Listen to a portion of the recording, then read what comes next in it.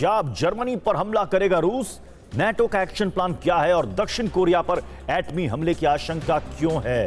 Global tension से जुड़ी खबरों के लिए देखिए वर्ल्ड वॉर टॉप 9।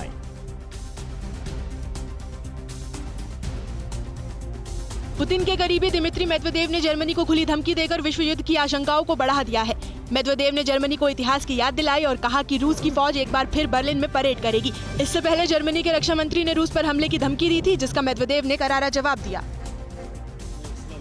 रूसी सुरक्षा परिषद के उपाध्यक्ष दिमित्री मेदवेदेव ने यूक्रेन में करीब 15 महीने से जारी जंग की समीक्षा की। उन्होंने हाई लेवल मीटिंग में रूसी फौज के सैन्य जरूरतों पर गौर किया। दिमित्री मेदवेदेव ने कहा कि यूक्रेन फतेह तक रूस का मिलिट्री ऑपरेशन चलता रहेगा।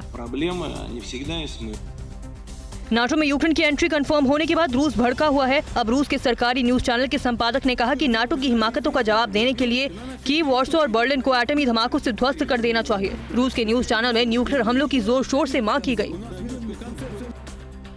अमेरिकी आर्मी के जनरल मार्क मिले ने कहा कि यूक्रेन को अब्राम्स टैंक की खेप मिलने से युद्ध पर असर पड़ेगा, मगर अब्राम टैंक्स के इस्तेमाल से युद्ध की बाजी पलटने जैसी कोई बात नहीं है। इन दिनों जर्मनी में यूक्रेनी सैनिक जोर शोर से अमेरिका के अब्राम टैंक्स चलाने की ट्रेनिंग लेने में जुटे हैं।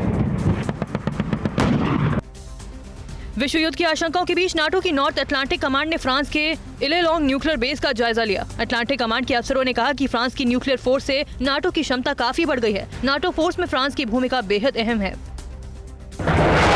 रूस के विदेश मंत्रालय ने किलर मिसाइलों के उत्पादन की होड़ को विश्व विनाशक बताया है। रूसी विदेश मंत्रालय के ग्रिगोरी माश्को ने कहा है कि मिसाइलों की बेकाबू होती रेस एक दिन विश्व का सर्वनाश कर देगी। रूस यूक्रेन में जारी जंग के बीच यूक्रेन को कई नाटो देशों ने लड़ाकू विमान देने का फैसला किया। जर्मनी में हुए नाटो की बैठक में यह बड़ा फैसला लिया गया।